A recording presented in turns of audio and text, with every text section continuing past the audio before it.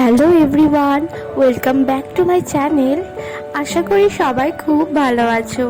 আর হ্যাঁ, আমিও ভালো আছি। সকলকে জানাই শুভ জামাই ষষ্ঠীর শুভেচ্ছা। আই হোপ কালকের দিনটা সকলেই খুব এনজয় করেছো। আর আমিও কিন্তু ভালোই এনজয় করেছি। কালকে সকাল সকাল স্নান ধান করে রেডি হয়ে গিয়েছি, কারণ বাবার বাড়িতে যাব। সেখানে গিয়ে আমি কি কি করলাম সেটাই একটু শেয়ার করেছি তোমাদের সাথে। আই হোপ এই ভিডিওটা তোমাদের ভালো লাগবে। জানো তো, আমি শাড়ি পরতে কিন্তু ভালোবাসি, একটু সাজুগুজু করতে কারি না ভালো লাগে। প্রতিটা মেয়ে কিন্তু সাজগোজ করতে খুবই ভালোবাসে, তাই ভেবেছিলাম যে শাড়ি পরবো। কিন্তু তারপর হাজব্যান্ড বললো যে একটু ঘুরতেও বেরোবে আমাকে নিয়ে, তাই ভাবলাম যে তাহলে শাড়ি পরে লাভ নেই, চুড়িদারই পরি। তো এই চুড়িদারটা পরেছিলাম আর খুব সিম্পলভাবে রেডি হয়েছি। আর এই তো আমরা বেরিয়ে গিয়েছি। এখন টুকটাক বাজার করার জন্যই দোকানে গিয়েছি। ফার্স্টে মা আর বাবার জন্য শাড়ি আর শার্টটা কিনে নিয়েছিলাম, আর তারপর টুকটাক বাজার করে বাড়িতে চলে গিয়েছি। কাল সকাল থেকে কিন্তু আকাশটা মেঘলা মেঘলা ছিল, বৃষ্টিও হয়েছিল, কিন্তু জানো তো একটা ভ্যাপসা গরম ছিল, যেটা কিন্তু একদমই সহ্য করা যায় না। আর বাজারে কালকে প্রচণ্ড ভিড় ছিল। আর হবে না এবার কেন, জামাই ষষ্ঠী বলে কথা, বছরে একটা দিন, তো ভিড় তো হবেই। তো আমরাও কিন্তু বাজার টাজার করে বাড়িতে চলে গিয়েছিলাম।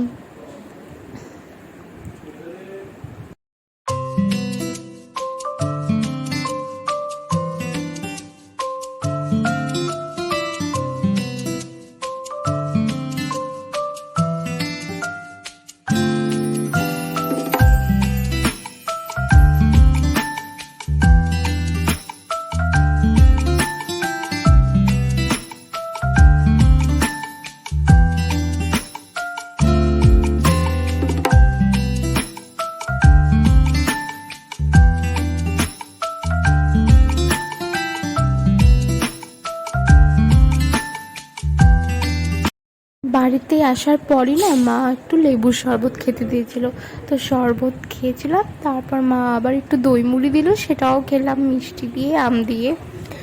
আর তারপর তো আমিও মাকে একটু হেল্প করলাম, রেডি রেডি করে দিলাম।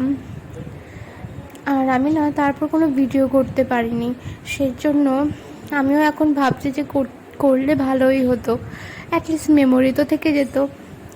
তো এই দিনটা আমি এভাবেই কাটালাম। আর তোমরা কতটা এনজয় করলে আমাকে অবশ্যই জানাবে। তো এখনের মতন এই ভিডিওটা আমি এইটুকুই রাখবো।